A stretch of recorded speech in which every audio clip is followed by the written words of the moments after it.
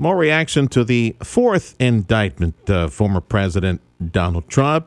I hear rumors there might be a fifth on the way, but let's concentrate on number 4 in the state of Georgia. They're going after him. The prosecutor in Georgia going after him for trying to overturn the election in Georgia back in 2020. Sofia Hamilton with Young Voices, political commentator, joining me now.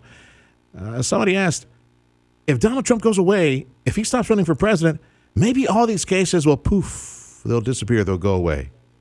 I don't think so. What do you think, Sophia? Oh, I don't think so at all. Like, there's definitely a pattern going on here. This is the 4th indictment, and as you said, there could possibly be a 5th. I think even if he steps out of the election, it's still going to be going on. You know, this seems to me as a shift in the political landscape of our nation where I don't know how we return to how things were before. You want to blame Donald Trump, fine. But you got this political outsider that revolutionized and changed everything when it comes to how we perceive politics. And we have, in my opinion, all these people who just outright hate him and are going to do all and any legal contortions necessary to hyperextend and prosecute him, whether it's New York, hush money, J6, blame him for January 6th.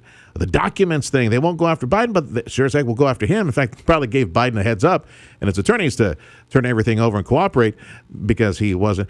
It's just, it seems to me that his enemies are desperately looking for try to create any type of crime, invent something like that just to get rid of him. He's not going away. And I don't know how we get back to normal when it comes to a political process in our nation, because next year, I fear, we might be doing a lot of this election coverage, primary coverage, from courts, outside of court, either in Washington or in Atlanta or wherever it is that they're prosecuting this in the state of Georgia. I think this has forever changed the political landscape in our country. I completely agree. As a young person, I really started paying attention to politics back in 2016, and that's really when I think the landscape took a turn for the worse. It really became more of a spectacle. And, I'd really just want to have more security with our elections. I want to make sure that my vote counts, and I want everyone to feel that way as well. So I really think that should be our main concern, is going back and making sure that our elections are safe, everyone has the right to vote, and making it feel like a more normal process, and so that everyone has a sense of security with the process. Some states did conduct that. They changed laws to try to, post-COVID, pin down, secure, put into place necessary rules to protect the vote. And let me mention something real quick, is I had reached out to a city manager friend of mine. We do have electronic voting systems that are reliable. I had expressed this opinion before. That one of the consequences, one of the casualties of the 2020 vote that was unregulated or less regulated, uncontrolled when it came to the spread of ballots everywhere, and the questionable results. You're looking at these really weird glitches and stopping the vote and overnight increases, vertical increases in votes for Biden and all that. There is an electronic system out there. Election System Services provides, and I worked with this I didn't. I saw different systems, but I noticed during my stint as a county chairman, I noticed that the city of McAllen, Election System Services, they purchased the best one, in my opinion. You vote electronically, and it produces a paper ballot that you as the voter see to confirm.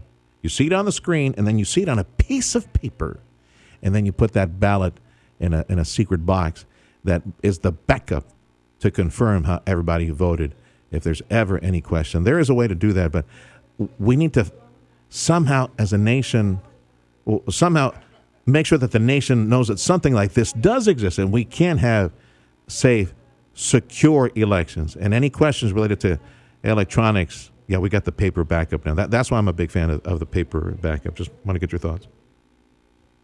No, I think that sounds like a great system. I think it would add a lot more sense of security and reliability if we were all using the same voting systems, and that's not to mean to go away with mail-in ballots, because those are very important and useful for very many people, and we should be having early voting and all of these different things so people can have more accessibility to voting. Yeah. But we need to make sure that it's reliable, that we can go back and check, and there's these systems in place.